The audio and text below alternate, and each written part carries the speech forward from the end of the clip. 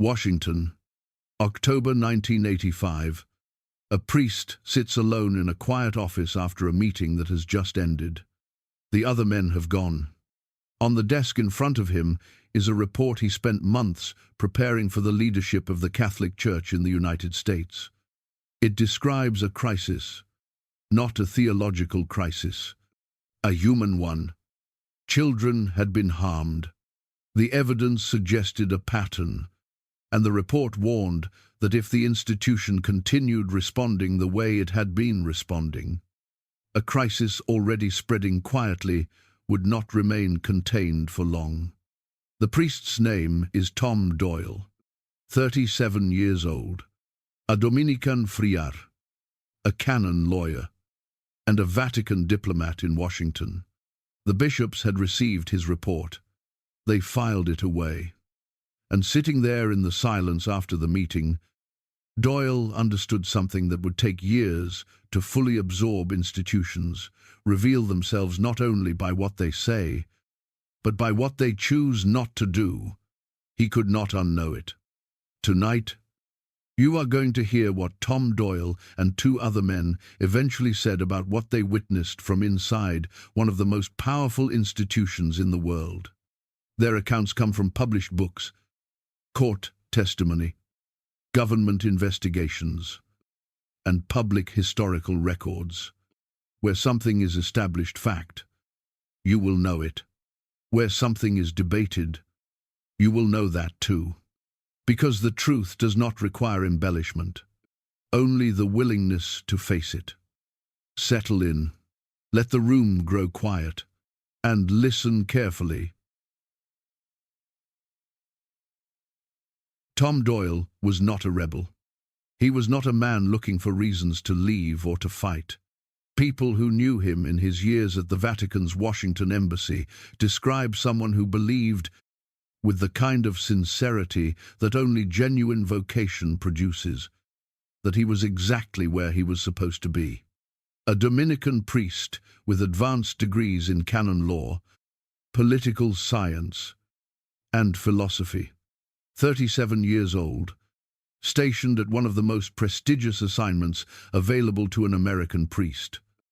The Apostolic Nunciature in Washington was the Vatican's diplomatic presence in the United States, and being there at his age meant the institution considered him reliable, capable, and worth investing in. He had earned it. He believed in it. Then he read the files. In 1984, a priest in Louisiana named Gilbert Gouth became the subject of a civil lawsuit alleging the sexual abuse of multiple children across many years. It was not the first such case in the Church's history, but it was the first to sustain national media coverage in the United States in a way that made institutional containment genuinely difficult. More cases followed quickly. Different priests, different states, different dioceses.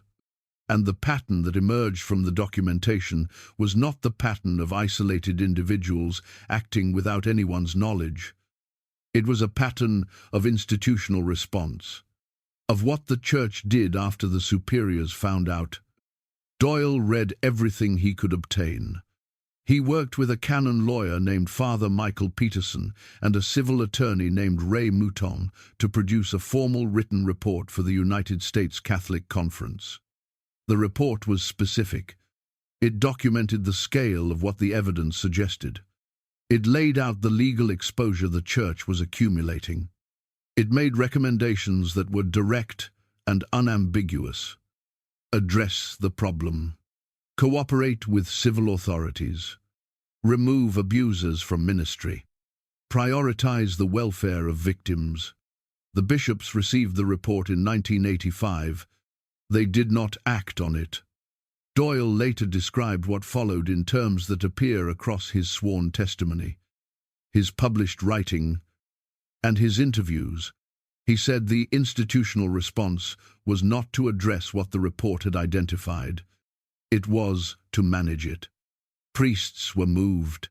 Cases were settled quietly with confidentiality agreements. Attorneys were instructed to contest discovery requests. The files were maintained internally. The welfare of victims was processed as a liability question.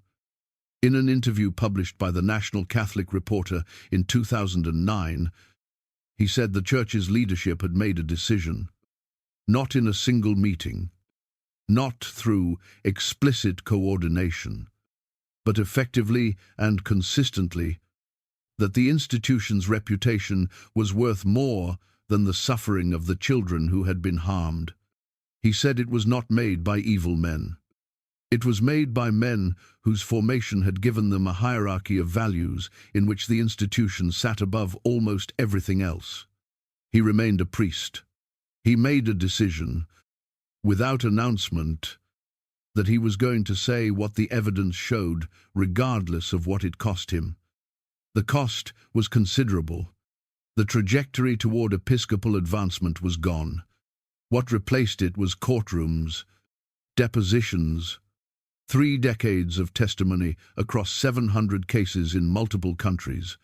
The same institutional culture described from a different angle, in jurisdiction after jurisdiction, decade after decade, until the documentation became so extensive that it constituted not a series of local failures, but a comprehensive institutional record. Donald Cozzens arrived at a similar place from a different direction. Cozzens had spent his career not in diplomacy but in formation. As a seminary rector and vicar for clergy in the Diocese of Cleveland, his work was to watch what the institution produced when it shaped a person from late adolescence into ordination and beyond. He observed that process across decades. Then he wrote 2 books describing what he had seen, with the precision of a man who understood that the value of the description depended entirely on its accuracy. What he described was a culture, not a conspiracy, not a network of deliberately malicious actors, a culture in which the expression of certain kinds of doubt was discouraged, in which loyalty to the institution was experienced not as a policy but as a moral obligation, in which the mechanisms for addressing serious problems were oriented automatically and without anyone consciously deciding to orient them that way, toward protecting the structure rather than the welfare of the people the structure was supposed to serve. His first book, published in 2000, was received by many priests and laypeople with recognition and relief. People told him he had named things they had experienced but could not articulate. The institutional response was different. Communications arrived from church officials, making clear that his willingness to speak openly about internal culture had consequences for how he was perceived within the hierarchy. Not explicit reprimand, something subtler, a shift in tone, a change in invitations received and not received. The institutional signal, conveyed without anything that could be quoted or challenged, that certain doors were now closed. He continued writing anyway. He said it was not heroism, it was obligation. He had spent decades watching what the formation system produced. He owed the people formed by that system an honest account of what he had seen. Richard Sipe's story begins differently from either of theirs. Picture a monastery in rural Minnesota. 1970. A man in his late 30s walks out of the gates of St. John's Abbey in Collegeville, carrying very little. He has been a Benedictine monk for 18 years. He has lived inside the institution's rhythms, its prayers, its silence, its particular way of understanding what human beings are and what they owe to each other. He is not leaving in anger. He is leaving to do something he has come to believe can only be done from outside. He wants to understand, with the tools of academic research and clinical observation, what he spent 18 years living from the inside. Over the following 4 decades, Richard Sipe interviewed more than 1,000 priests and former priests, He built a body of published work on the psychology of celibate religious life and the institutional conditions that enabled abuse. He testified as an expert witness in hundreds of legal cases. And he did all of this carrying the particular kind of knowledge that only someone who has lived inside an institution possesses.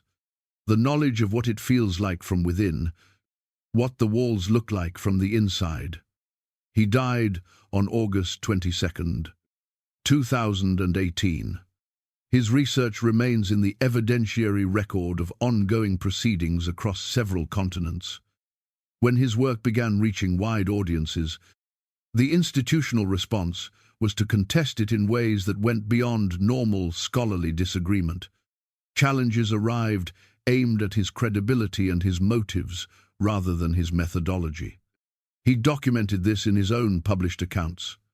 He described it, in interviews before his death, as one of the most sustained professional frustrations of his life. He understood why the institution felt threatened. Understanding it did not make it less frustrating. These three men share something across the differences in their backgrounds and their specific areas of work. They each spent significant portions of their lives close enough to the institutional structure of the Catholic Church to see how it actually functioned, as distinct from how it described itself. They each reached a point where what they had observed became impossible to hold in private, and they each paid real and lasting costs for deciding to speak. That is not incidental. The value of a witness is inseparable from the cost they paid to become one.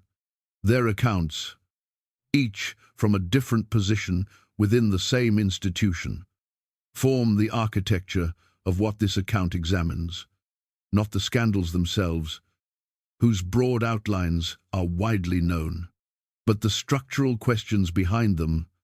How does an institution with genuine moral authority develop and sustain across several documented contexts a culture of institutional self-protection? What are the mechanisms that allow intelligent, educated, genuinely devout people to participate in that culture without registering what they are participating in? And what does the documented record tell us about the specific moments when the institution chose its own survival over the people it claimed to exist for? Before we can examine those moments, we need to understand the architecture in which they occurred. We need to understand what is inside those 53 miles of shelves. Picture a reading room inside Vatican City. It is smaller than you might expect. The walls are lined with shelving that holds only the materials requested in advance. A handful of researchers sit at individual desks, working in near silence. The light is controlled and consistent. The temperature does not fluctuate. Supervisors move quietly through the room. A researcher raises his hand. He wishes to consult a document referenced in another file he has been examining. The supervisor comes to his desk and informs him that the document he has requested is in restricted holdings. Access to restricted holdings requires a separate application process. The separate application process requires specifying, in advance, the exact document sought and the scholarly justification for examining it. The researcher makes a note. He has already been told this before. About other documents. Over many years of working in this room, some researchers have waited years, sometimes the better part of a career, for access to materials the institution has categorized as restricted. This is the Vatican Apostolic Archive, not the film version, not the amber-lit corridors and sealed iron doors. The actual institution, modern, climate-controlled, carefully managed, and governed by access rules that are, by any standard outside the Vatican's own framework, extraordinarily restrictive. The archive occupies several buildings within Vatican City, adjacent to the Vatican Library. Much of its most sensitive material is housed in a facility built in the 1980s beneath the Belvedere courtyard, known internally as the bunker, designed to protect documents from light, humidity, and temperature variation. The institution renamed it in October of 2019, dropping the word secret from its title. Vatican officials explained that the Latin secretum had never meant secret in the modern English sense. It meant private, or personal. Several historians noted that the timing of this rebranding was worth observing. It came just months before Pope Francis authorized expanded scholarly access to documents from the pontificate of Pius XII. The wartime pope, whose relationship with Nazi Germany had been a subject of historical debate for decades.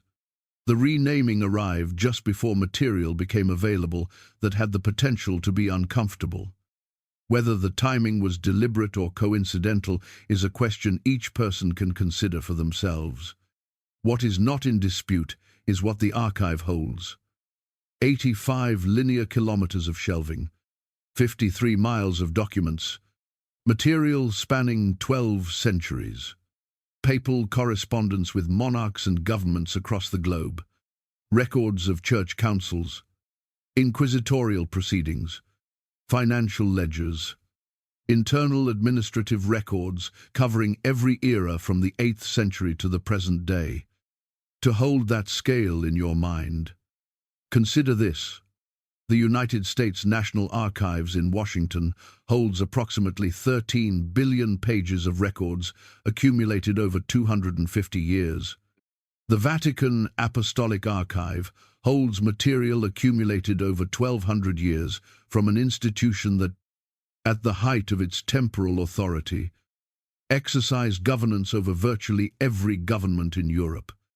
A researcher wishing to consult documents must submit a formal application, academic credentials, institutional affiliation, letters of recommendation, a precise description of the specific materials they wish to examine. General browsing is not permitted. Once inside, they work in that reading room under supervision. They may take handwritten notes. They may, under specific conditions, request photographs of individual documents. Before leaving, their notes are subject to review. Tom Doyle, in his published writing on the institutional culture he had observed from inside the Church's legal infrastructure, described a principle, he said, governed the institution's relationship with information at every level he had encountered. He said the Church did not experience transparency as a value in the way external observers understood the word. It experienced information as a resource to be managed. Decisions about what was disclosed, to whom, and under what conditions were made with consistent reference to the institution's interests. This principle, visible in how the abuse crisis was handled in case after case across multiple countries, was also visible in the structure of the archive itself. Because the archive is not simply a repository of old documents, it is a place where access to those documents is controlled by the institution whose own history those documents record. In any other context, this arrangement would be recognized as an accountability problem. A government that held the only copies of its own legal and financial records and controlled who could read them would face immediate democratic challenge. For the Vatican, it has been the operating standard for 12 centuries. There are specific categories of documents that scholars have sought access to and been denied, or granted access to only under conditions that limit independent assessment. The records of the Roman Inquisition represent centuries of intellectual and religious history documented in contemporaneous detail. A limited selection has been made available. A larger portion remains in restricted holdings. The Vatican's stated position is that this material is being catalogued and preserved, Several historians who have spent careers requesting access have described the pace of that process in terms that do not suggest imminent completion. The financial records of the Vatican Bank, covering its most consequential decades, have not been released in a form permitting independent audit. The files maintained by the Congregation for the Doctrine of the Faith, relating to abuse cases referred from dioceses around the world, have been shielded from civil law enforcement in most jurisdictions through claims of internal privilege. Doyle spent 3 decades documenting the consequences of that shielding in courtrooms across multiple countries. Donald Cozzens, writing from his experience inside the formation system, described the psychological dimension of this arrangement with particular clarity. He said priests were not explicitly taught to conceal information. They were taught that certain categories of information were internal matters, properly handled within the institution rather than outside it.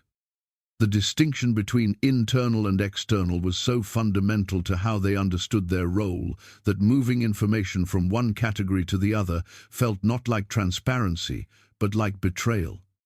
He wrote that the most durable systems of institutional secrecy are not maintained by explicit rules.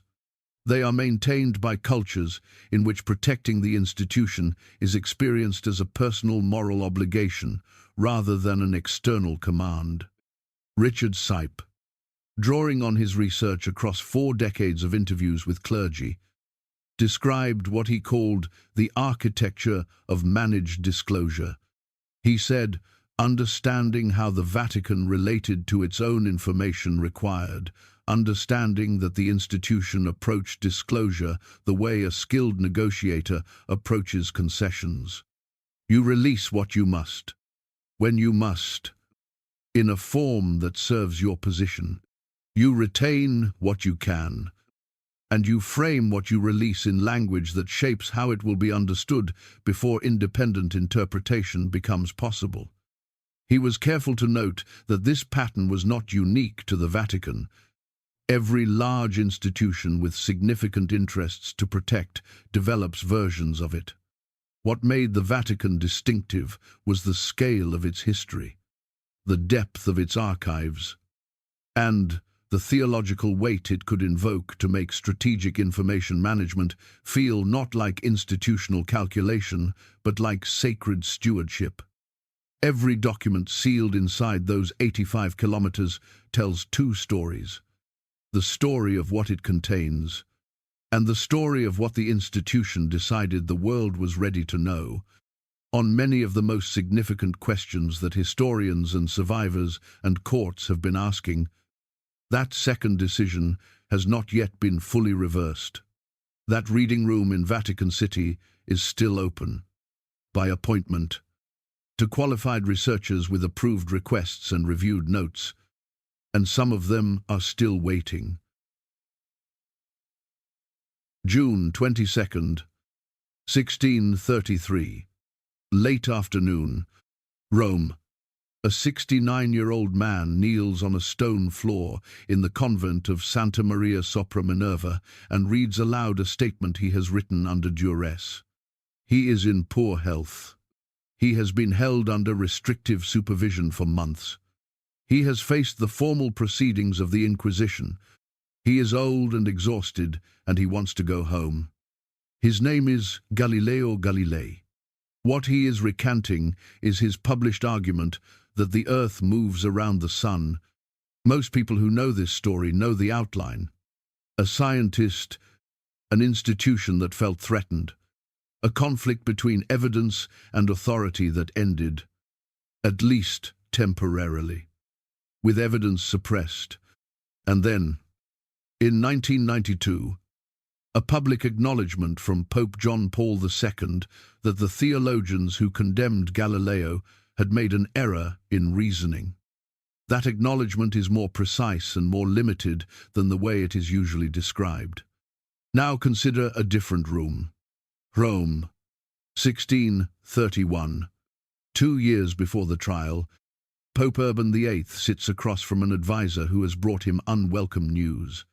The conservative factions within the Church, The men who have been watching him closely since his election are circulating questions about his theological reliability. They are pointing to his friendship with Galileo, his patronage of a man who argues that the earth moves, as evidence that Urban cannot be trusted to hold the line of orthodoxy. Urban was once Galileo's friend. He supported Galileo's work. He believed the old astronomer was careful enough to frame his ideas as hypothesis rather than fact. Now, the friendship has become a liability. The conservative faction needs to be answered, and Urban, who has spent his pontificate navigating the most dangerous theological currents of the Counter-Reformation, understands what kind of answer will satisfy them. Galileo publishes his dialogue concerning the two chief world systems in 1632. Urban initiates proceedings against him within months. A man who had been his friend becomes the instrument of his doctrinal credibility. This is the political dimension that the 1992 acknowledgement did not address. What John Paul II actually said in his address to the Pontifical Academy of Sciences on October 31st of 1992 was that the theologians of the time had failed to distinguish properly between the domains of faith and science, and that this failure had caused genuine suffering. He acknowledged a reasoning error. The political calculation that drove the prosecution was left unexamined. The theological error was real. The theological error was also convenient. There are procedural questions about the 1616 proceedings against Galileo, the earlier church warning against defending the Copernican position, that historians continue to debate, the official certified minutes of that earlier warning record, a relatively limited injunction, a second document in the archive, whose relationship to the official minutes has been discussed by scholars since it was first examined in the mid-20th century, records a more sweeping prohibition. The historian Maurice Finocchiaro, whose extensive published work on the Galileo affair is among the most rigorous in the field, treats this discrepancy as a genuine historical puzzle whose resolution would clarify important aspects of the 1633 trial. The accurate statement is that some procedural questions from the 1616 proceedings remain subjects of legitimate scholarly discussion. Fuller independent access to the relevant archival materials would help resolve them. It is worth noting that access restrictions in major historical archives often reflect administrative and preservation complexity rather than deliberate concealment. And the Vatican's archive is no exception to that complexity. What remains genuinely useful for historians is simply the opportunity for independent verification. Tom Doyle raised the Galileo case, not as a scientific grievance, but as an institutional one. He said what the case illustrated, and what the 1992 statement left unaddressed, was a mechanism he had observed operating consistently across every context he had worked in. The institutional acknowledgement of a past error serving not only as an apology but as a termination. Once the statement was issued, the matter was considered closed. Further inquiry was not necessary and, in practice, was not welcome. He said that in his experience, the declaration that a matter is settled, coming from the institution whose own conduct is the subject of the matter, was one of the most reliable signals he had encountered that the matter had not been fully examined. Donald Cozzens, writing about the Galileo case from the perspective of formation culture, made a complimentary observation. He said generations of priests, formed after 1992, were trained with the understanding that the Church had acknowledged and moved past the Galileo era. The question of whether the acknowledgement was complete, whether the political dimensions had been examined, whether the archival record had been fully assessed, was simply not part of the formation. The acknowledgement controlled its own terms, and an apology that controls its own terms, without independent verification of the underlying record, is a particular kind of apology. It determines in advance what it is apologizing for, and it forecloses, quietly and without announcement, the questions it has decided do not need to be asked. The Galileo case is a story about the limits of self-assessment. An institution does not demonstrate accountability by acknowledging past errors in the framing most favorable to its own continuity. Accountability requires external access to the evidence. It requires a process whose conclusions are not determined in advance by the institution being examined. On the Galileo question, as on several significant questions in the Vatican's long history, that process has not been fully permitted. The man who knelt on that stone floor in 1633 went home eventually, under permanent house arrest, and spent his final years in a villa outside Florence. He continued his scientific work. He went blind in the last years of his life. He died in 1642.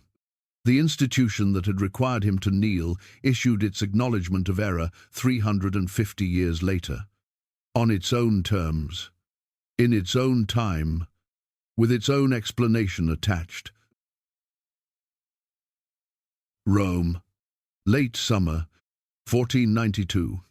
A man sits in his private apartments inside the Vatican, reading correspondence from his son. His son is 22 years old, holds the rank of cardinal, and has just completed a political negotiation conducted in the name of the family. Outside the windows, the city moves through the end of a warm evening. Inside the room, the man reading the letter considers his next move with the calm of someone who has been making moves like this for a very long time. He is Pope Alexander VI. He has been Pope for approximately 6 weeks. He has 4 children whose existence is documented in contemporaneous accounts. Diplomatic correspondence from Venice, Florence, and the Kingdom of Naples, and court records from multiple Italian states. He has never made a serious effort to conceal this. His contemporaries know about his family. The institution knew. On the day of his election, he did not become a different man with different priorities. He became a man with more resources. The historian Mary Hollingsworth, whose research on Renaissance Italy draws on archival sources across multiple national collections, has described Alexander VI as a man who experienced no tension between his role as spiritual leader of Western Christianity and his role as patriarch of a family whose advancement he pursued with every resource available to him. He was not a hypocrite in the simple psychological sense. He was a man operating within a value system that had evolved inside the institution over generations. One in which the advancement of the family and the advancement of the church were experienced as aspects of a single integrated project. His son, Cesare, was made a cardinal at 18. He later resigned the cardinalate, an almost unprecedented act, to pursue military command backed by French royal support, arranged through his father. He became one of the most feared military figures in Italy. A Florentine diplomat named Niccolò Machiavelli observed him closely during a political mission and used elements of what he saw as material for a book he later wrote about the nature of power. His daughter Lucrezia was engaged and married 3 times before the age of 22. Each arrangement served a political purpose her father had identified. When an alliance became inconvenient, the marriage that had served it was dispensed with. When a second marriage outlived its usefulness, her second husband was murdered, almost certainly on the orders of her brother. Her third marriage was negotiated with the same calculus applied to a territorial treaty. Rodrigo Borgia managed all of this openly. His contemporaries in Rome found it scandalous and entirely unsurprising. Large-scale nepotism at the highest levels of the Church was not an aberration in the late 15th century. It was the operating norm. Now picture a different kind of pope. The year is 1503. Julius II has just taken the throne of St. Peter. He is 60 years old. Heavy-set, with the bearing of a military commander rather than a theologian, which is, by most contemporaneous accounts, exactly what he is. He has fathered 3 daughters before his ordination. He leads armies. He rides into battle. His cardinals receive their appointments not through theological distinction, but through political calculation and family connection. He commissions Michelangelo to paint the Sistine Chapel ceiling. He lays the foundation stone of the new St. Peter's Basilica in 1506. These are the things history remembers most readily about Julius II. The armies and the dynastic calculations and the pragmatic use of the papacy as an instrument of Italian power receive considerably less space in the standard accounts. Leo X, who follows him, was born Giovanni de' Medici, second son of Lorenzo the Magnificent of Florence. He was made a cardinal at 13. He became pope at 37. The Medici family's relationship with the papacy was a formal extension of their commercial and political empire. Managed with the same sophistication they applied to their banking operations across Europe. It was not an infiltration of the Church by outside interests. It was an integration so complete that the boundary between the institution and the family had effectively dissolved. The Council of Trent, which ran from 1545 to 1563, addressed clerical corruption with genuine seriousness. The historian John O'Malley, whose 2013 study Trent What Happened at the Council draws on extensive archival research, describes it as a reform effort that produced real and lasting changes in Catholic institutional life. Mandatory seminary formation, restrictions on accumulating multiple church offices, tighter controls on episcopal appointments. These were genuine reforms. What the council did not dissolve was the network of relationships built across generations between the papacy and the dynastic families of Catholic Europe. Those relationships had created obligations too deep and too mutual to be terminated by decree. What changed after Trent was not the substance. It was the visibility, the formal practice of appointing a cardinal nephew, an official institutional role in which a pope's young male relative served as his primary political advisor with access to the full resources of the Church. Continued for more than a century after Trent. It was not officially abolished until 1692, when Pope Innocent XII issued a formal prohibition more than 130 years after the council that had implicitly condemned it. Richard Sipe, in his academic work on the psychological culture of Catholic clergy, described what he called the residue of dynastic formation.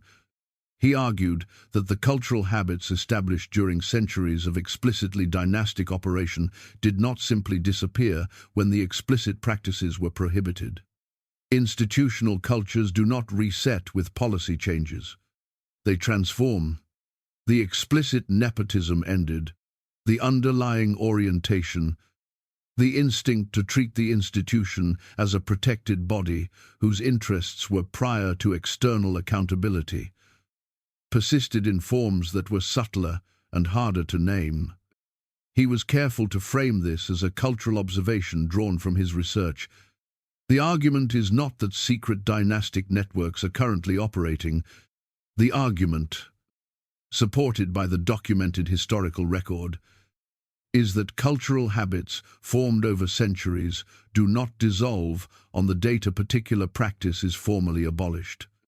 Donald Cozzens, writing from his years inside the formation system, described something he observed that he called the aristocratic reflex, a disposition, present in many traditional Catholic training programs without anyone intending it. That the Church operated according to its own internal logic, prior to and independent of the logic of the external world. A sense that loyalty to the institution was a higher order of obligation than loyalty to any external standard of accountability. He traced it not to any specific historical moment, but to a cultural inheritance that had arrived in the formation programs from somewhere further back than any living person could directly remember. Tom Doyle put it more directly. He said that in his decades of working with church officials across multiple countries, the single most consistent feature of the institutional response to serious problems was the prioritization of internal management over external accountability. Not a policy decision, not a conscious choice made by any particular group of leaders. A réflexe. What the institution did before deliberation, because it was what the institution had always done. The papal dynasties of the Renaissance did not create that reflex. They developed it, institutionalized it, and passed it down through generations of formation and practice until it stopped feeling like a choice and started feeling like the nature of things. Understanding that is essential for understanding what comes next. Because the chapters that follow are not stories about exceptional corruption. They are stories about an institution doing, in different historical contexts, what a documented pattern of institutional behavior produces when left without sufficient external accountability. And the first of those chapters begins on a cold February morning in 1929, in a palace in Rome. February 11th, 1929. Rome. Morning. The ceremony in the Lateran Palace is brief. Cardinal Pietro Gasparri sits across a table from Benito Mussolini. The signing is deliberate and unhurried. Cameras are present. When it is finished, the men shake hands and the photographs are taken.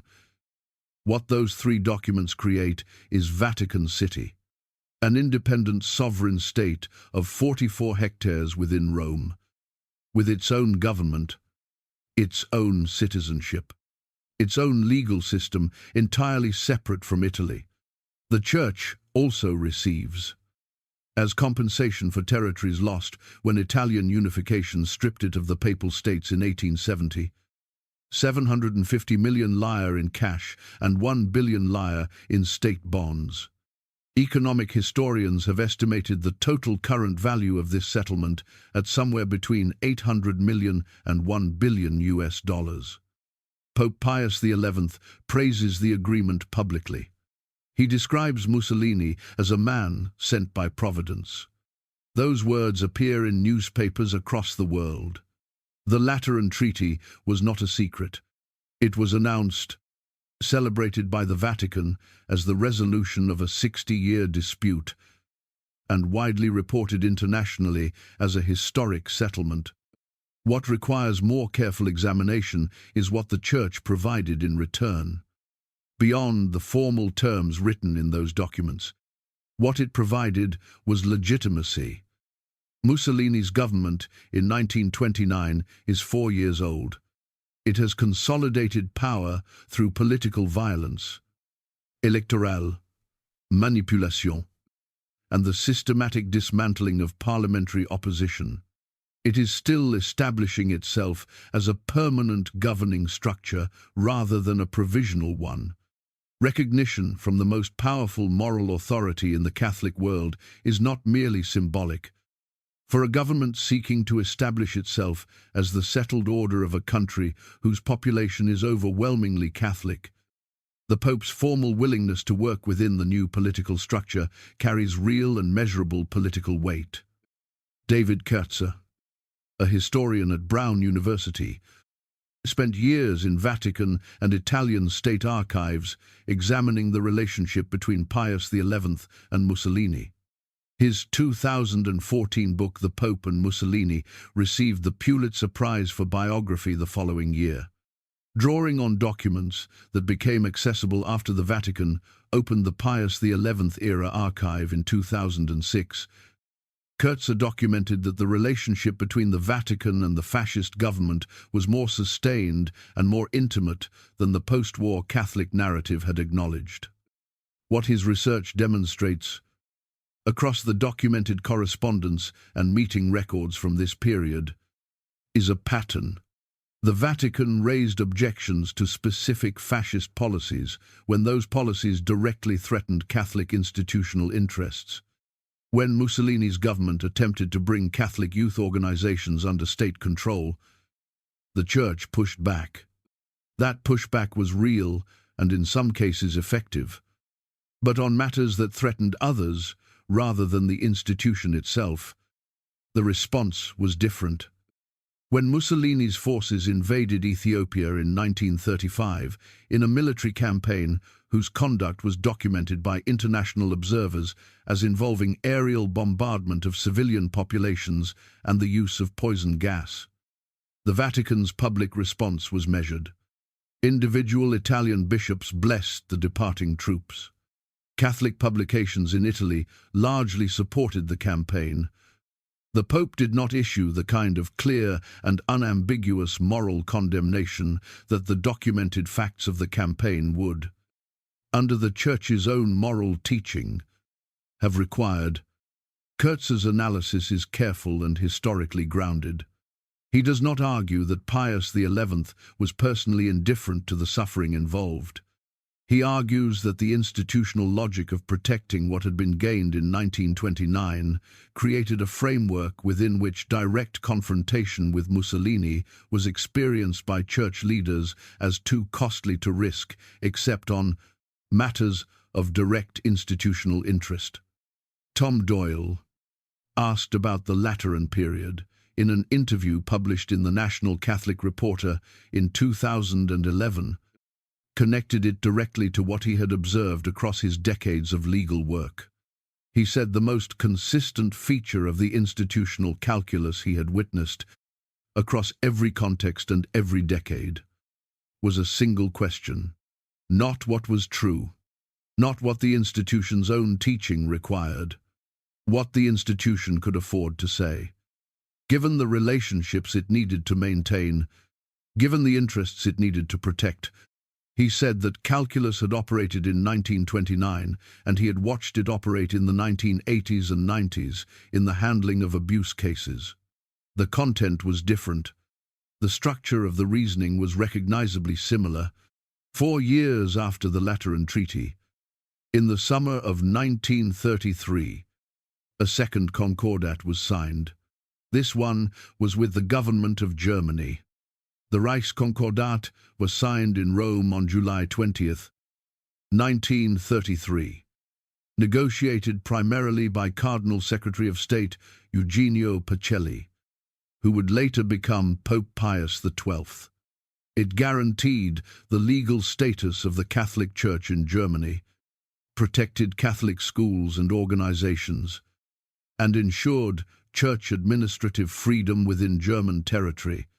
In return, the Church agreed to prohibit clergy from political activity and to instruct the German Catholic bishops to adopt a posture of cooperation with the German state.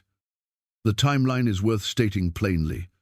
Hitler had been appointed Chancellor in January of 1933. The Enabling Act, giving him legal authority to govern by decree, had passed the Reichstag in March. The first concentration camp at Dachau had opened the same month. The systematic exclusion of Jewish Germans from professional and civil life was already underway. The Concordat was signed in July. The historian John Cornwell argued in his 1999 book, Hitler's Pope, that the Concordat represented a significant moral and strategic failure that weakened German Catholicism's capacity to resist the Nazi state. His interpretation has been contested by historians, including Klaus Skolder and Hubert Wolff.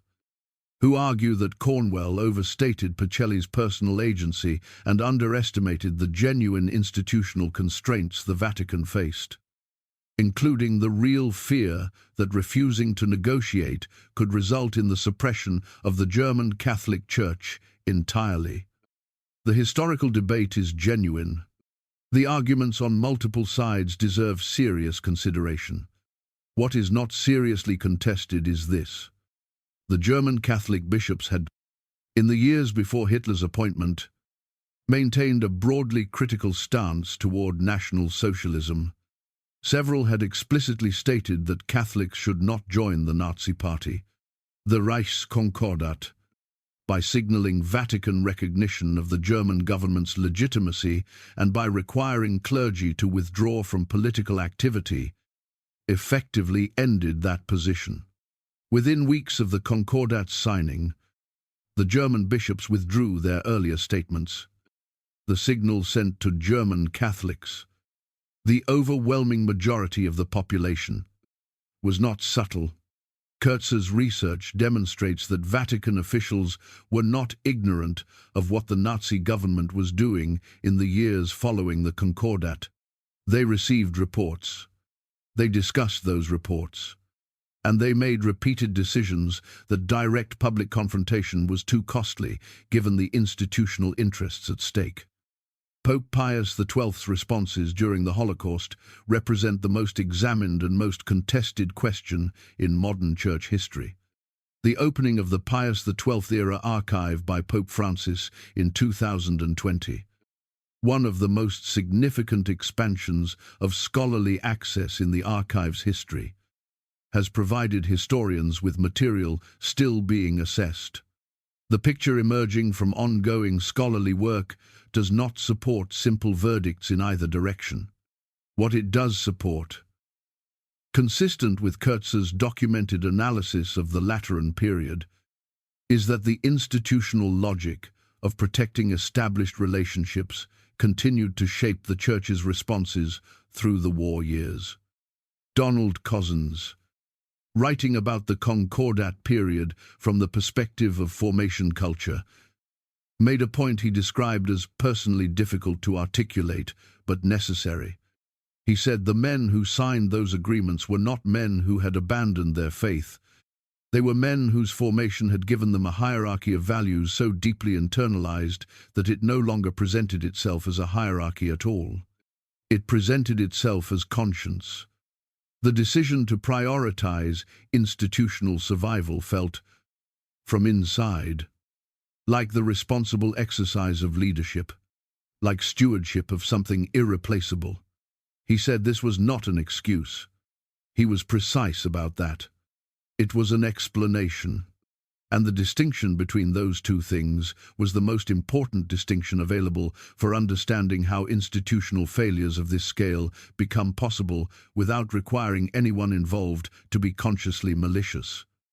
Richard Sipe identified what he called the most dangerous transition any institution can make, the moment when survival becomes the mission, when an institution that exists to serve something larger than itself begins, gradually, and without any single decision, to experience its own continuity as the primary good it exists to protect.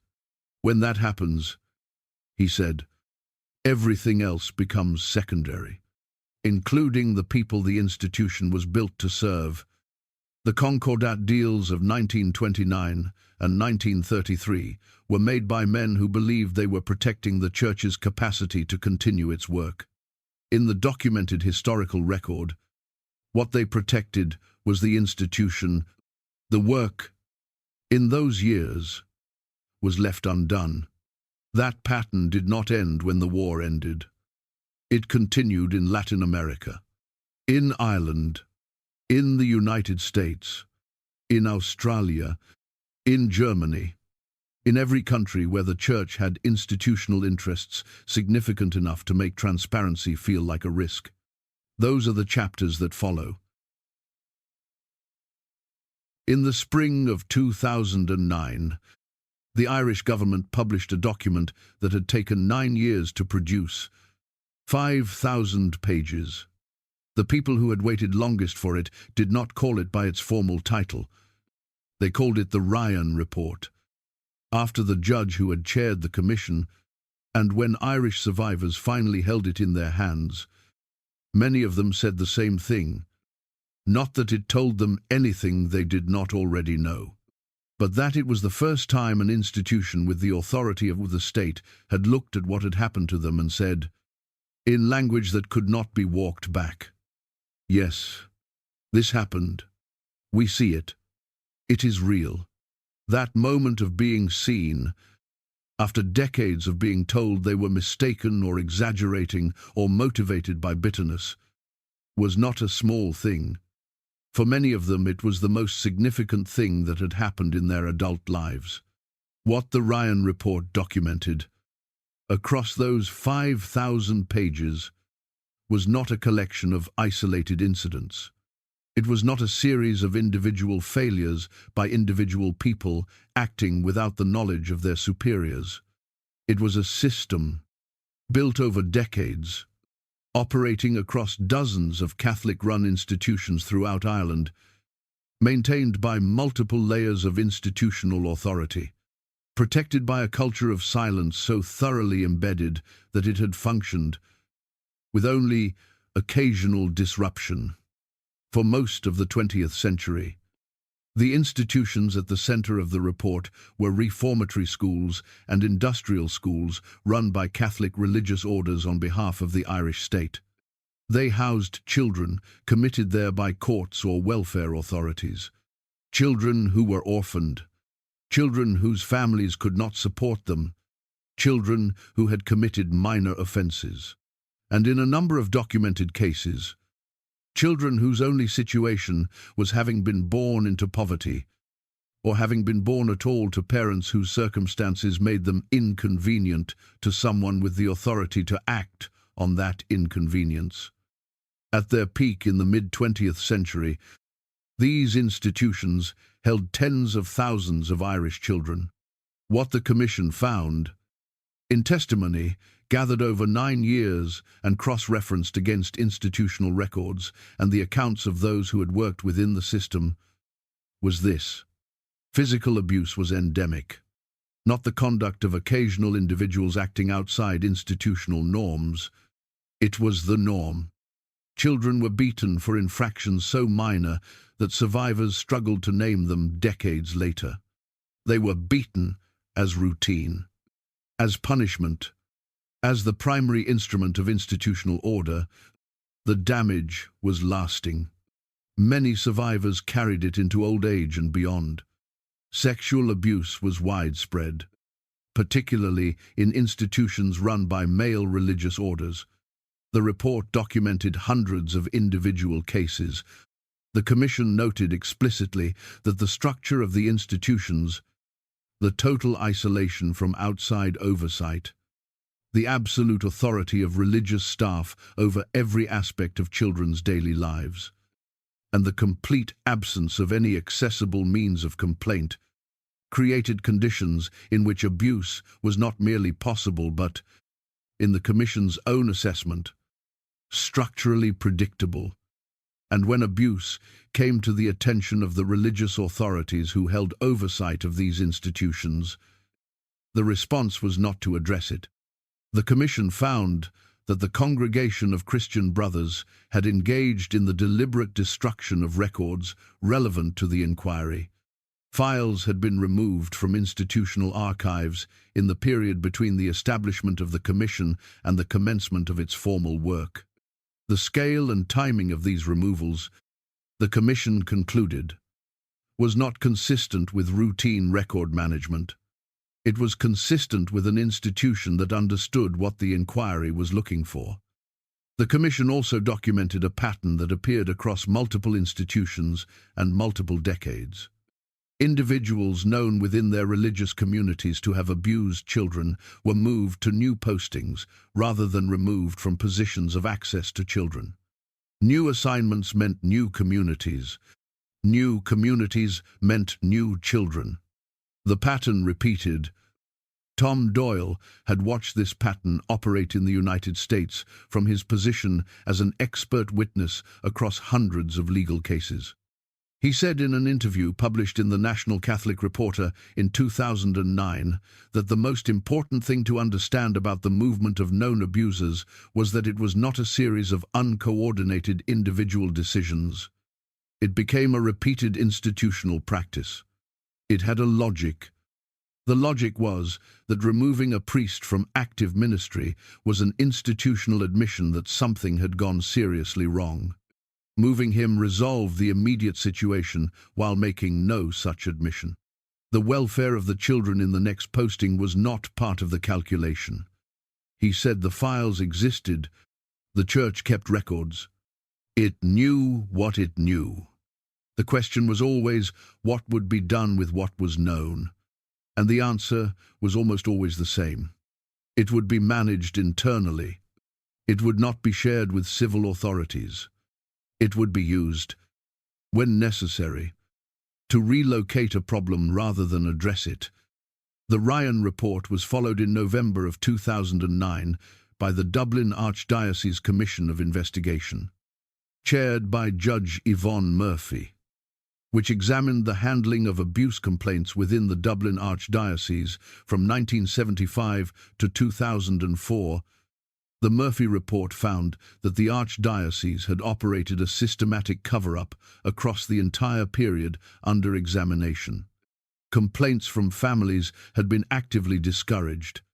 Civil authorities, including police, had in some cases been given false or misleading information.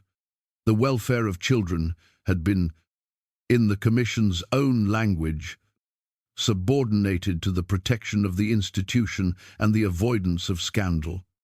Then, in 2013, came the McAleese Report. Senator Martin McAleese chaired an interdepartmental government committee that examined the Magdalene Laundries, a related but distinct system that had operated in Ireland from the 18th century until the last institution closed in 1996.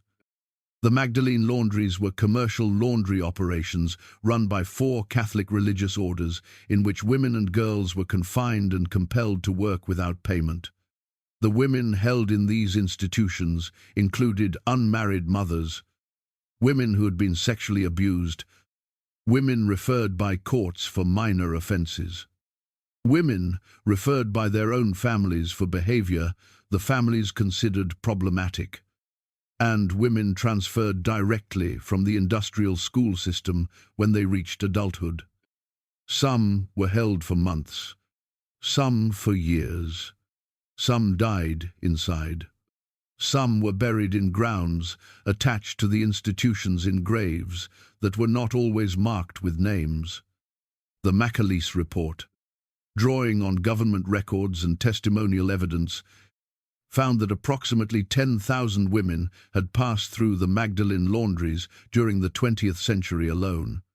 It found that the Irish state had been actively involved in referring women to these institutions and had maintained a relationship of mutual institutional convenience with the religious orders that operated them. The state managed women it found socially problematic by outsourcing that management to church institutions that operated outside the regulatory oversight applied to comparable secular facilities. In February of 2013, Taoiseach Enda Kenny delivered a formal state apology to survivors in the Irish Parliament. It was significant. It was also more than 16 years after the last laundry had closed. And it addressed the state's role. The question of a comparable acknowledgement from the religious orders themselves took considerably longer and was contested at every stage. The 4 orders initially declined to contribute to the state compensation scheme established for survivors. That position was eventually modified under sustained public and political pressure. The process of reaching even partial accountability took years, involved repeated institutional resistance, and produced settlements that many survivors described as inadequate to the scale of what had been done. Richard Sipe, drawing on his research into institutional cultures across multiple contexts, identified three conditions that, when operating simultaneously and over sufficient time, consistently produced the patterns the Ryan and Murphy reports had documented. An institution that controls its own information. An institution whose members experience loyalty as a moral obligation rather than a contractual one. An institution that operates without meaningful external oversight for an extended period. He said the Catholic Church in Ireland had all three conditions operating at high intensity for most of the 20th century. The specific content was religious. The structural mechanism was not unique to religion. Donald Cozzens, writing about the Irish revelations from inside his experience of the formation system, they made a point, he said, he found difficult to articulate, but necessary to say clearly. The men and women who operated these institutions were not, in the majority of cases, people who had entered religious life intending to harm children. They were people formed inside a total institution, which is the term sociologists use for an institution that encompasses the entirety of a person's social world, that had given them a framework in which protecting the structure was the highest available form of service. Within that framework, moving a known abuser rather than reporting him to civil authorities was not experienced as a moral failure. It was experienced as responsible management of a difficult situation. The framework made it feel that way. The framework had been constructed over generations precisely to produce that feeling. He was careful to say this was not an excuse. It was an explanation. And the distinction between those two things was the most important distinction available for understanding how institutional failures of this scale become possible without requiring anyone involved to be consciously malicious. Tom Doyle said something in an interview with the Irish Times in 2012 that stands as the most direct statement of what the Irish investigations established in their totality.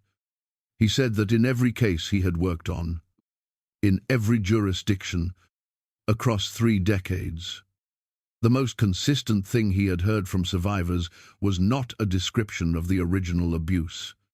As devastating as those descriptions were, it was a description of the second wound. The wound inflicted not by the original abuser, but by the institution's response. Being told they were lying, being told to stay quiet for the sake of the church, watching the person who had harmed them be moved to a new assignment, to new children, while they were left to manage what had been done to them alone. That second wound, the wound of institutional betrayal, was, in many cases, the harder one to recover from, because it was not the act of one disturbed person, it was the act of a system. It carried the full weight of institutional authority, and it told the person who had been harmed that their suffering was worth less than the reputation of the people who had permitted it. Ireland was not alone. In Australia, the Royal Commission into Institutional Responses to Child Sexual Abuse ran from 2013 to 2017. It examined more than 4,000 institutions. The Catholic Church was responsible for more than 30% of the abuse reported to the Commission. Behind that number were years of testimony, case after case, the same patterns appearing across a different country and a different generation. In Germany, a study commissioned by the German Bishops' Conference itself, published in 2018, found at least 3,600 children had been abused by Catholic clergy between 1946 and 2014. Church officials had systematically transferred known abusers and suppressed documentation. The institution had commissioned the study. The study found what independent investigations had found everywhere else. In the United States, a grand jury investigation in Pennsylvania published in 2018 identified more than 300 priests who had abused more than 1,000 children over 70 years, The investigation concluded that a systematic cover-up had been conducted by church leadership. Subsequent investigations in other American states produced comparable findings across court records that are part of the public legal record. The same pattern, different countries, different decades, different languages. The same pattern, Pope Francis, who took office in 2013, acknowledged in direct and unprecedented terms that the Church had failed survivors and that accountability needed to extend to those in leadership who had enabled abuse through institutional protection. He established the Pontifical Commission for the Protection of Minors. He removed bishops who had covered up abuse. In 2019, he convened a summit of bishops from across the world specifically to address the crisis. These were genuine changes. Scholars who study institutional reform recognize them as significant departures from what preceded them. They were also the beginning of a process rather than its completion. The structural question of why this pattern developed across so many different national contexts and so many different generations of leadership has not been fully addressed. Addressing it fully would require access to historical files maintained by the Congregation for the Doctrine of the Faith that the Vatican has not yet provided in a form permitting independent assessment. Tom Doyle said something in a published reflection on his career that serves as the most precise summary of where the documented record leaves things. He said the Catholic Church contains some of the most genuinely good people he encountered in his life. People of real faith and real compassion who devoted themselves to others with a sincerity he had enormous respect for. And that same institution had, in several documented contexts across multiple decades and multiple countries, prioritized its own reputation over the welfare of the most vulnerable people in its care. He said both of those things were true simultaneously, holding both of them as true, without resolving the tension by dismissing either one, was the only honest way to understand what the documented record showed. May 13th, 1917. A field near a small Portuguese town called Fatima.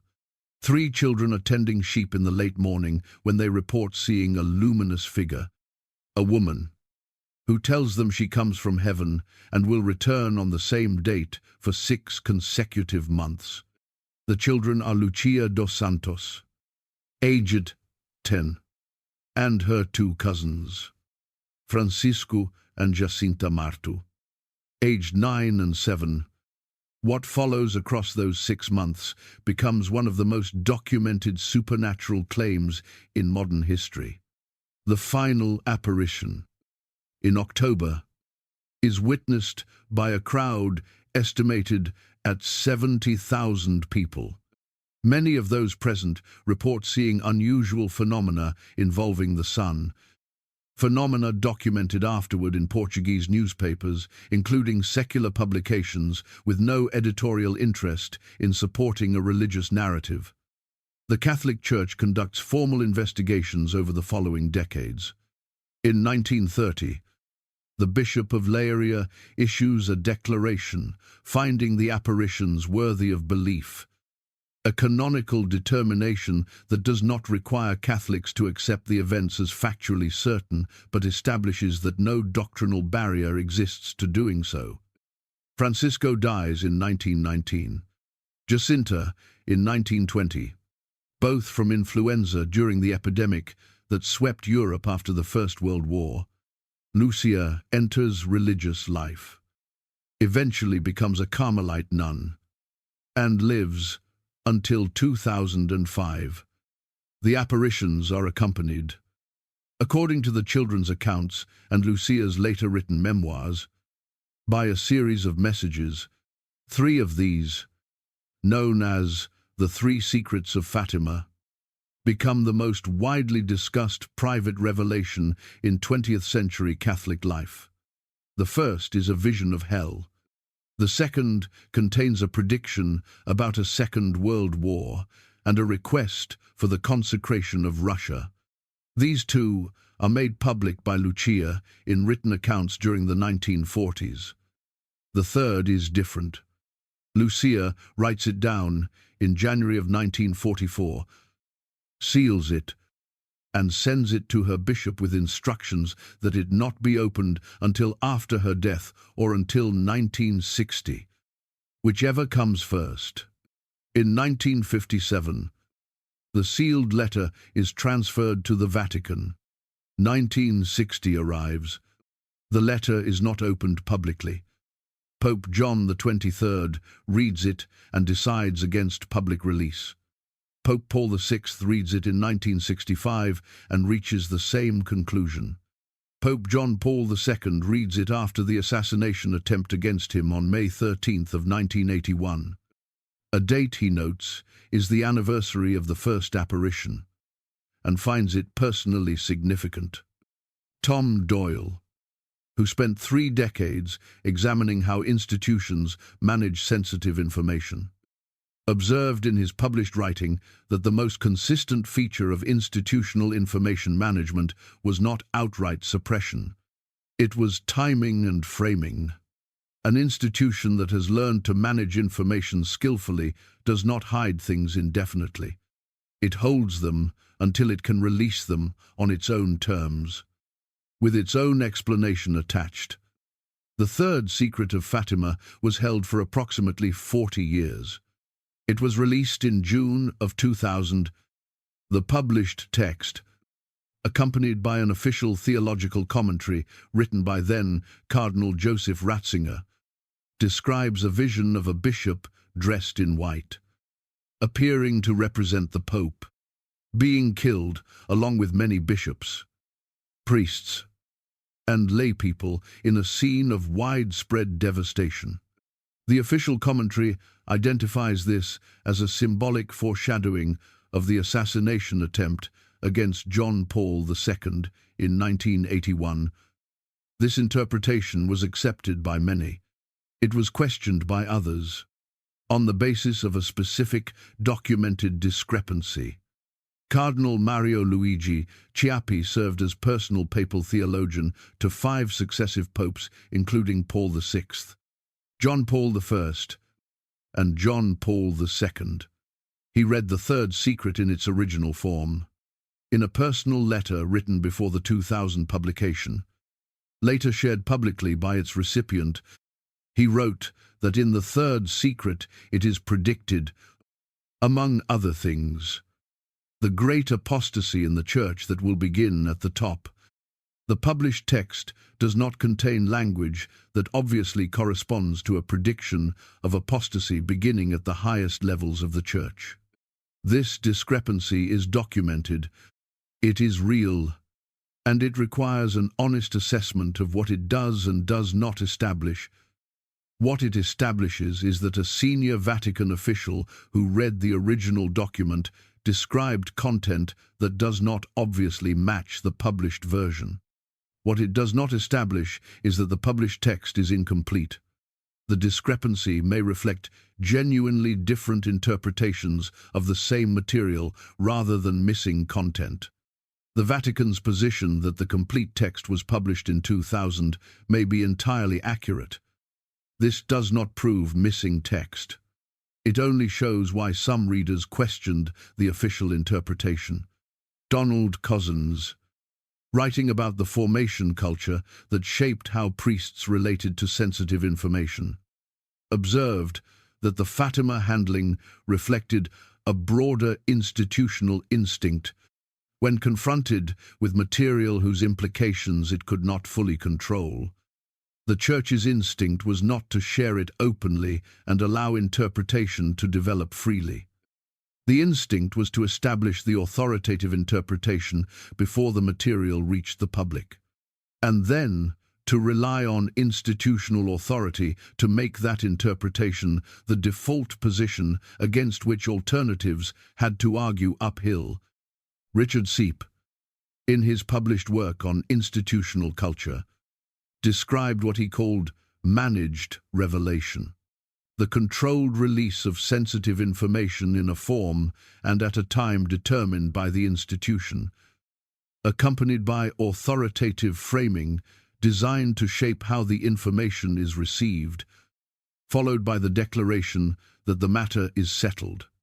He defined it not as lying but as something more sophisticated, the release of enough to satisfy the demand for disclosure without surrendering control of the interpretation. He was careful to note that this approach was not always unjustified. Some material genuinely requires careful handling. His point was that when managed disclosure is applied consistently and without external verification, it becomes difficult for those outside the institution to determine whether they are receiving the full picture or a curated version of it. The Fatima case illustrates this disclosure pattern clearly. The stakes involved here, matters of personal faith and private revelation, are very different from the abuse crisis or the financial scandals examined elsewhere in this account. The evidence base is also different, but as an example of how the institution manages the release of sensitive information on its own terms and in its own time, the pattern is recognizable. The third secret of Fatima was withheld for approximately 40 years after it was written. It was released accompanied by official commentary that declared the matter resolved. The original document has not been made available for independent scholarly verification. Whether that matters depends on what one believes about the apparitions themselves. That is a matter of personal faith on which this account takes no position. What it illustrates as a case study in institutional information management is consistent with patterns observed in other domains of Vatican life. The institution decides when enough has been released. The institution provides the framework for understanding what has been released. The institution declares the matter closed, and the people most affected are left to decide whether to accept those terms or to keep asking. Now picture a different kind of morning. London, June of 1982. What comes next involves a dead banker, a bridge, and the financial institution at the heart of Vatican City. June 18th, 1982. Early morning. London. A postal worker crosses Blackfriars Bridge and looks over the railing. A man is hanging from the scaffolding beneath the bridge. His pockets and clothing have been weighted with bricks and stones. He has been dead for several hours. His name is Roberto Calvi. He is 62 years old. He is the chairman of Banco Ambrosiano, at that time the largest private bank in Italy. In the financial circles where his work has taken him, he is known by a nickname. They call him God's banker. The initial inquest rules his death a suicide. His family contests the ruling immediately. A second inquest in 1998 returns an open verdict, meaning the available evidence is insufficient to determine cause of death. In 2002, Italian prosecutors open a murder investigation. In 2005, 5 individuals are charged with Calvi's murder in Italian court. In 2007, all 5 are acquitted due to insufficient evidence. The case has never been resolved. Roberto Calvi had spent years building financial relationships that ran from the ordinary world of Italian banking into places that ordinary banking did not usually reach. His nickname was not accidental. It pointed to a specific institutional connection, a connection that Italian court proceedings, parliamentary investigations, and reporting by Reuters and the Associated Press would spend years trying to fully document. What is established through those proceedings is this: the Institute for the Works of Religion, known by its Italian initials and commonly called the Vatican Bank, was established in its current form by Pope Pius XII in 1942.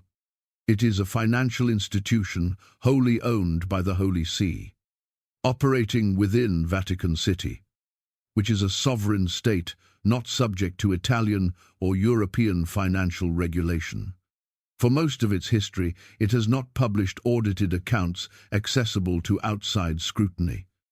Archbishop Paul Marcinkus, an American-born prelate from Cicero, Illinois, became president of the Vatican Bank in 1971. He had no formal training in banking or finance. He had come to senior Vatican attention as a practically capable man who had served in a personal security role for Paul VI. His appointment reflected an institutional logic that had characterized the Church's approach to financial governance for centuries. Loyalty and practical usefulness. Technical expertise. Secondary. What Italian court proceedings and parliamentary investigations established in the years following Banco Ambrosiano's collapse in June of 1982 was this. The Vatican Bank held shares in a network of shell companies based in Panama and Luxembourg that had been used to channel money through Ambrosiano's overseas subsidiaries in transactions designed to circumvent Italian foreign exchange regulations. The Vatican Bank had, in several documented cases, issued letters that creditor banks reasonably interpreted as guarantees of those subsidiaries' financial standing. When Ambrosiano collapsed, it carried a shortfall of approximately $1.2 billion. The creditor banks were left with debts that could not be repaid. These facts are established through the Italian court record and through the findings of the Italian Parliamentary Commission that examined the Ambrosiano failure, as well as through contemporaneous reporting by international news agencies. Italian authorities sought to question Marcinkus. He cited diplomatic immunity as a Vatican official and declined to appear. The Vatican upheld his claim. He was never formally questioned. He retired eventually to Arizona. He died there in 2006.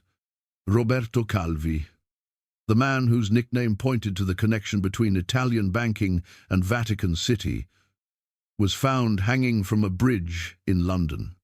His case remains unsolved.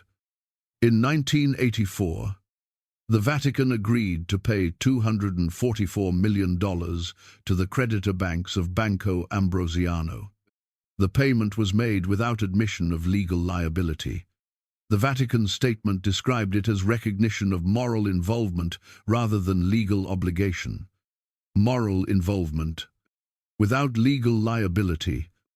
In the context of $1.2 billion in missing funds and proceedings across multiple Italian courts. That phrase was noted by journalists and legal scholars at the time as a particular kind of institutional language. It acknowledged enough to resolve the immediate financial demand while admitting nothing that could serve as the basis for further accountability. Tom Doyle, who followed the Vatican Bank developments from his position within the Church's legal infrastructure, noted in his published writing that the Ambrosiano settlement illustrated a formula he had seen the institution apply across different domains. Pay enough to make the immediate problem go away.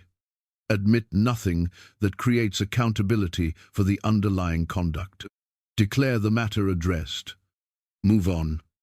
He said that formula had appeared in the Ambrosiano settlement, and he had watched versions of it appear in the handling of abuse cases across multiple countries.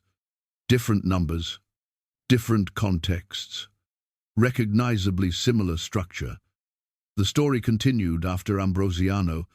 In the 1990s and 2000s, Italian financial authorities identified concerns about Vatican Bank operations on multiple occasions related to money laundering and financial transparency.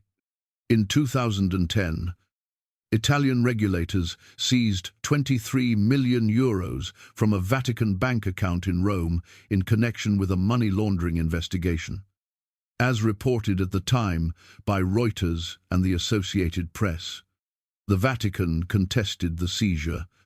Under Pope Francis, governance reforms were initiated that represented a genuine and significant departure from historical practice.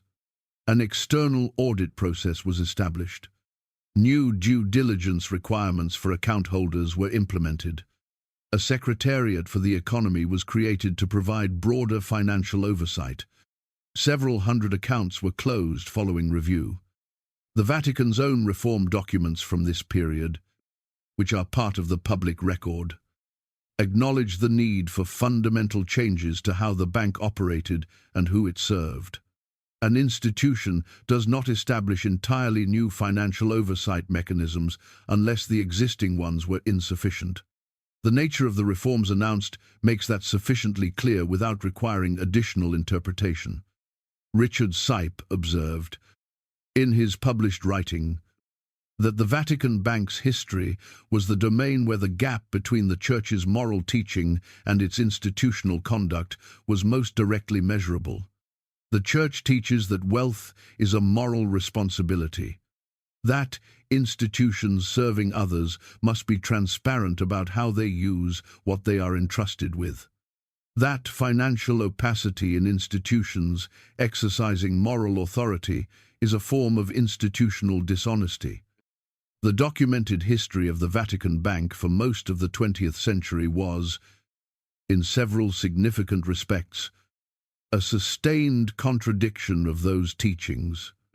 Sipe said this was not simple hypocrisy in the ordinary sense. It was something more structurally revealing. It was the capacity of an institution to maintain, simultaneously and without apparent difficulty, a set of publicly proclaimed values and a set of operational practices that contradicted those values, across generations, with continuity, without producing sufficient internal dissonance to generate change from within. That capacity, he said, was what institutions developed when they operated without external accountability for long enough. Donald Cozzens connected it to the same pattern he had identified in the formation system. The institution experienced its own financial arrangements as internal matters, properly managed within its own framework, not subject to the external standards that governed institutions without sovereign protection. An institution that genuinely believes its sovereignty, places it above accountability to the people it claims to serve, has, at that point, confused the means with the end. Roberto Calvi's body was found on a June morning in 1982. His nickname pointed to a connection that Italian courts spent years documenting. The institution his nickname pointed to paid $244 million without ever formally explaining what it had been involved in. That is where the documented record stops, and where the questions, for now, remain. There is a particular kind of courage that does not look like courage from the outside. It does not arrive as a dramatic moment of decision. It does not feel, from the inside, like bravery. It feels more like the slow exhaustion of a particular kind of silence. Like reaching the point, after years of internal accounting, where the energy required to maintain that silence finally exceeds the energy required to end it. Tom Doyle reached that point in October of 1985. He had delivered his report. The bishops had received it. They had filed it away without acting on it. And Doyle sat in the quiet aftermath of that decision and understood, with the clarity that only a specific kind of institutional betrayal produces, what kind of organization he was serving. He did not leave the priesthood. He did not call a press conference. He made a decision, without announcement and without drama, that he was going to say what the evidence showed, regardless of what it cost him. The cost was considerable. The career the institution had been building for him was finished. The trajectory toward episcopal advancement was gone. What replaced it was 3 decades of courtrooms in multiple countries, depositions in cases whose details were often devastating, testimony that he carried with him and that he described, In an interview published by the National Catholic Reporter in 2014, as the most important education of his professional life, he said he did not regret the path his decision had put him on. He regretted that the decision had been necessary. He had entered the priesthood believing the institution was capable of addressing serious problems internally when those problems were clearly and thoroughly identified. The 1985 report was as clear and thorough an identification as he knew how to produce. The institution's response had shown him that his belief was wrong. That lesson had taken years to fully absorb, because what he had to let go of was not merely a professional assessment, it was woven into his identity, into his vocation, into his understanding of what he was and what the church was, and how those two things related to each other. Letting it go was the hardest thing he had done, and having done it, he could not have chosen differently. Donald Cozzens faced a different kind of cost. Not the cost of direct opposition, but the cost of speaking clearly inside an institutional environment that rewarded a different kind of speech. When his first book was published in 2000, the responses from priests and laypeople who recognized what he had described were immediate and often grateful. People told him he had named things they had experienced but could not articulate. The institutional response was different in character. Not explicit reprimand, the subtler signal of a door quietly closing. The awareness, conveyed without anything that could be quoted or challenged, that certain things that had been available were no longer available. He said this was, in its own way, more instructive than a direct confrontation would have been.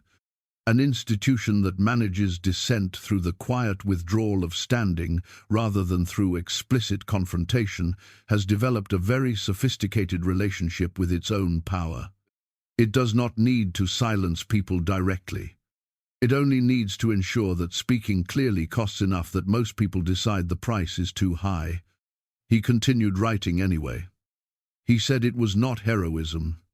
It was the conclusion of a simple internal calculation. He had spent decades watching what the formation system produced. He owed the people formed by that system an honest account of what he had seen. That obligation did not expire because the institution found the account inconvenient. Richard Sipe faced a different resistance. Having left the monastery in 1970, he was no longer subject to institutional discipline in the direct sense, but he operated for decades in a space where his research was contested in ways that went beyond normal scholarly disagreement, toward challenges to his credibility and his motives rather than his methodology. He documented this in his own published accounts. In interviews before his death, he described it as one of the most sustained professional frustrations of his life.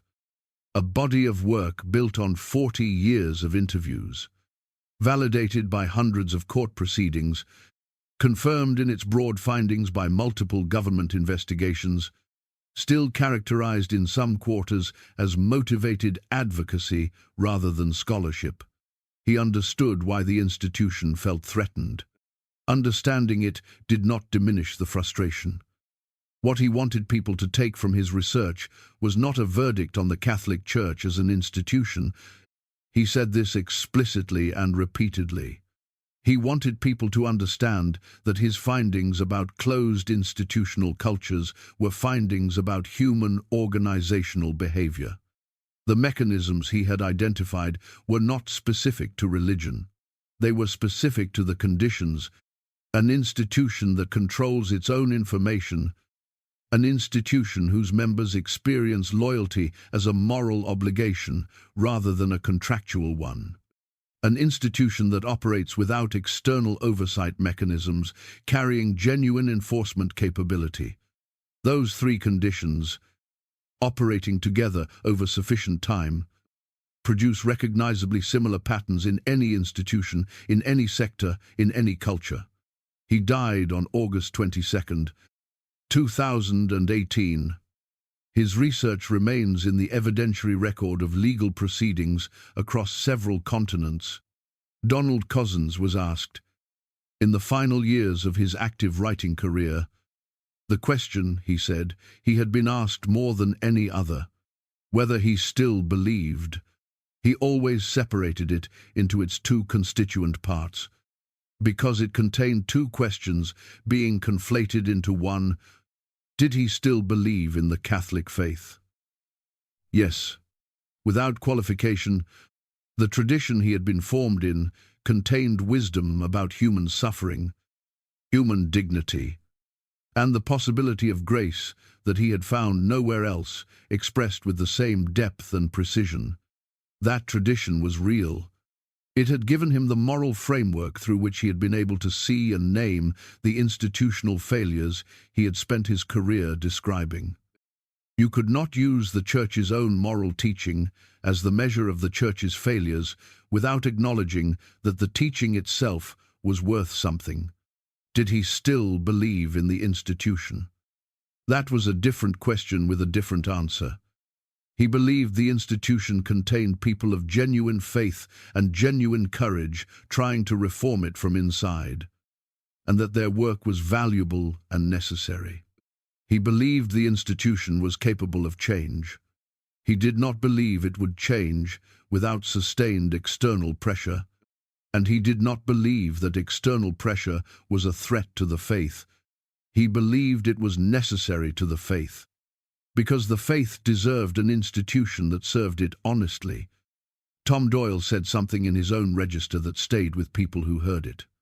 He said that the decades he had spent in courtrooms testifying against the institution he had given his early adult life to had not destroyed his faith. They had changed its location. Faith, for him, was no longer primarily institutional. It was personal. It lived in his understanding of what justice required and his commitment to pursuing it, regardless of which institution found that pursuit inconvenient. He said that was not a loss. It was a clarification. The Vatican Apostolic Archive holds 85 kilometers of shelving. Most of what is inside those 53 miles is exactly what it appears to be. The administrative record of a very old and very complex organization doing the ordinary work of institutional continuity across 12 centuries. Catalogues and correspondence, administrative decisions and internal records.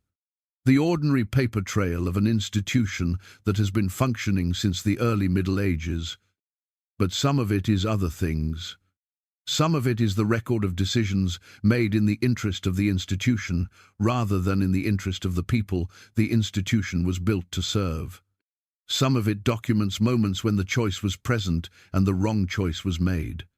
Some of it is evidence of what Tom Doyle called the second wound, the wound of institutional betrayal, inflicted on people who placed their trust in something that chose its own survival over their welfare. Those documents exist. Some have been found through court orders and government investigations and the persistent work of historians and journalists and legal teams across multiple countries.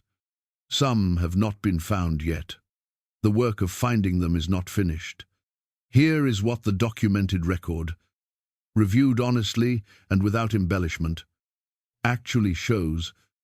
Across several major historical cases, a documented pattern exists in which the institution managed its relationship with accountability in ways that consistently prioritized institutional survival over external transparency. That pattern appears in the handling of the abuse crisis across multiple countries over multiple decades. It appears in the political decisions of the Concordat era. It appears in the management of the Vatican Bank's financial activities for most of the 20th century. It appears in the controlled handling of sensitive disclosures. It appears in the long history of restricted access to archival materials whose contents bear directly on questions affecting hundreds of millions of people. This is a documented pattern in the behavior of a large institution operating over a long period of time with insufficient external accountability. It does not require secret coordination or hidden networks to explain. Large institutions, across many sectors and many cultures, develop versions of this pattern when the conditions are right. What makes the Vatican distinctive is the scale and duration and the particular weight of the authority it claims. The questions that remain outstanding are specific. Deliberation records from the Galileo proceedings remain unavailable for fully independent scholarly assessment. Files relating to the global abuse crisis remain inaccessible to civil law enforcement in most jurisdictions. The full financial records of the Vatican Bank, covering its most consequential decades, have not been independently audited. The original Fatima document has not been made available for independent verification. None of these gaps prove any specific additional wrongdoing. Access restrictions in historical archives often reflect administrative and preservation complexity rather than deliberate concealment. But an institution that claims moral authority over more than 1 billion people carries a particular accountability obligation. Because the damage done by institutional betrayal is proportional to the trust that was placed, and the trust placed in an institution that speaks in the name of God is not a small trust. Richard Sipe wrote, in the final paper he published before his death, that the Catholic Church contained within its own tradition everything necessary to reform itself, the prophetic tradition of speaking truth to power, regardless of personal cost, the tradition of stripping away institutional accretion to find what the faith actually required, the tradition of ordinary people living their faith with integrity, even when the institution around them had lost its way. The resources for genuine reform were inside the tradition. What was required was the courage to use them. Cozzens wrote, in the closing pages of his final book, that the church he had served and the church he had critiqued were the same church. The failures he had documented and the genuine good he had witnessed were products of the same institution. The honest response to that complexity was neither wholesale condemnation nor defensive apologetics. It was the patient, clear-eyed, insistent demand that the institution be what it said it was. That demand, he wrote, was not hostile to faith. It was an expression of it. The men whose accounts have formed the basis of this record gave significant portions of their lives to understanding and documenting what they observed from inside an institution they had each, in their different ways, genuinely loved. They were not perfect witnesses. No witness is. They had their own perspectives and their own limitations. Serious engagement with their work requires acknowledging that, but across their combined testimony, from different positions and different decades within the same institution, certain things appear with a consistency that makes them difficult to explain away. The pattern exists. It is documented. It has operated with particular scale and particular duration under the particular weight of claimed divine authority. The people who have done the most to make that pattern visible are not investigators with subpoenas or journalists with press credentials. Though those people matter enormously, they are people who were inside, who saw what they saw, who carried it for years, and who decided, at real and lasting personal cost, that the weight of silence had finally become heavier than the weight of speaking. They did not change everything, but they changed what could be known. And in the long accounting of how institutions are held to the standards they claim to uphold, that is always where it begins. Not with the institution deciding to be transparent, with people who were inside it deciding to tell the truth.